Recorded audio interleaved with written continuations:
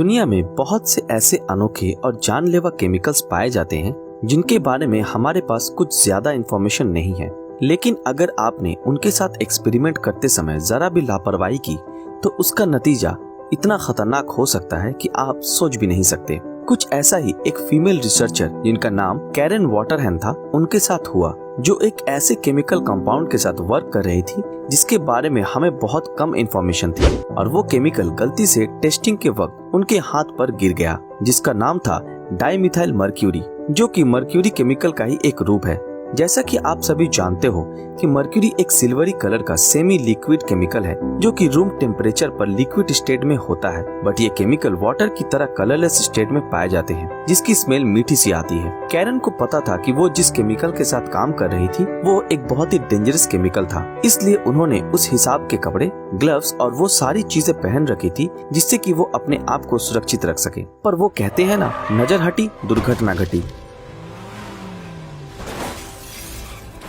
तो कैरन के ग्लव्स पर गलती से मर्क्यूरी की 2 बूंद गिर गई। कैरन वैसे तो एक एक्सपर्ट थी जिन्हें केमिकल से जुड़ी छोटी से छोटी बातों का नॉलेज था, लेकिन उस समय उन्होंने उस पर इतना ध्यान नहीं दिया, बस अपने ग्लव से उस केमिकल को साफ कर लिया और अपने काम पर वापस जुट गई। और उन्होंने फिर कभी भी इस बात को सोचा तक नहीं।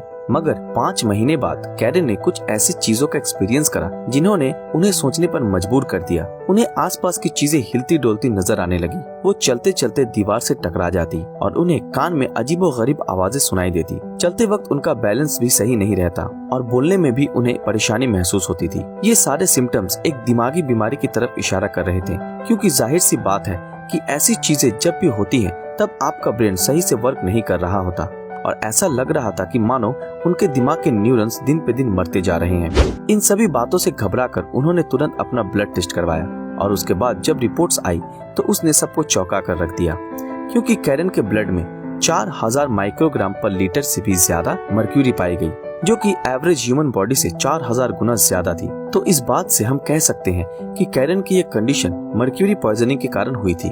पर ये केस बाकी केसेस की तरह सीधा नहीं था। जैसे जैसे दिन गुजरता गया वैसे वैसे ये केस और ज्यादा पेचीदा होता गया।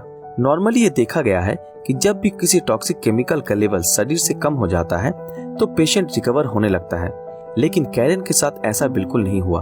उनकी सेहत सही होने के बजाय और भी खराब होने लगी। दोस्तों, 2 तरह के केमिकल्स पाए जाते हैं। एक तो वाटर सोल्यूबल केमिकल्स, जो कि आपके शरीर से बाहर किडनी के जरिए प्यूरिफाई होकर निकल जाते हैं, और दूसरे होते हैं फैट सोल्यूबल केमिकल्स, जैसे कि मैरिजुआना। इसका एक कंपाउंड जिसका नाम है THC, टेट्राहाइड्रोकैनाबिनॉल। मैरिजुआना को स्मोक करने के 1 महीने के बाद भी उसके मॉलिक्यूल्स को आपके ब्लड में ट्रेस किया जा सकता है। डाइमिथाइल मर्क्यूरी भी फैट सोल्यूबल केमिकल होने की वजह से वो कैरन के शरीर के एक बहुत ही इंपॉर्टेंट बॉडी ऑर्गन में जमा हो गया था। वो ऑर्गन था ब्रेन।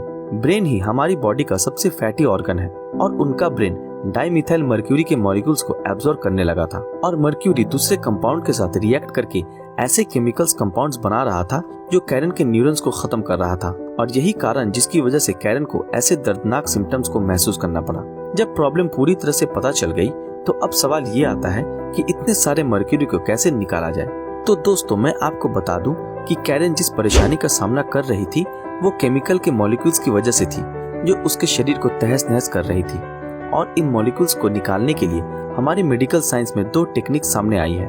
एक तो ये हो सकता है कि ये फैट सोल्यूबल मर्क्यूरी को किसी तरह से बॉडी के अंदर ही ब्रेक करके वाटर सोल्यूबल बना लिया जाए, ताकि मर्क्यूरी यूरिन के थ्रू बॉडी से बाहर निकल जाए। लेकिन ये हो पाना लगभग नामुमकिन था, क्योंकि डाइमिथाइल मर्क्यूरी हमारे लीवर में ब्रेक डाउन होके मेथल मर्क्यूरी में बदल जाता है, जो कि फिर से फैट सोल्यूबल है, ना कि वाटर सोल्यूबल। और अब दूसरा और आखिरी रास्ता ही बचा था, जिसे कि मेडिकल साइंस में कहते हैं किलेशियन प्रोसेस।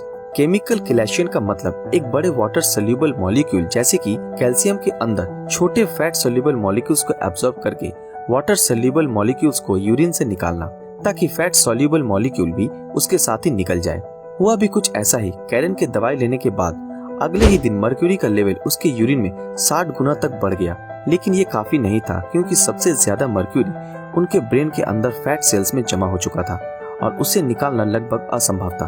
पहली बार सिम्टम्स को देखने के 3 हफ्ते बाद कैरन की हालत इतनी खराब हो गई कि वो अपने किसी भी बॉडी पार्ट को मूव नहीं कर पा रही थी, यहाँ तक कि वो इमोशंस और फीलिंग्स तक को भी एक्सप्रेस नहीं कर पा रही थी। पर एक दिन उनके हस्बैंड और स्टूडेंट ने उनकी आंखों से आंसू निकलता देखा, पर बिना किसी एक्सप्रेशन और मूवमेंट के। डॉक्टर से पूछने के बाद उन्होंने ये बताया कि रिपोर्ट्स के हिसाब से दर्द क्या होता है वो उससे भी महसूस नहीं कर पा रही थी।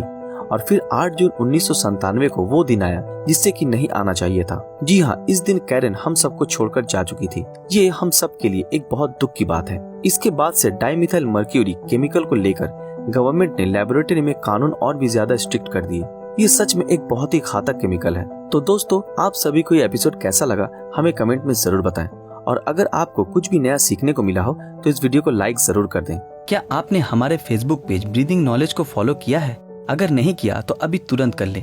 तो फिर मिलते हैं आपके साथ अगले वीडियो में। तब तक के लिए अलविदा।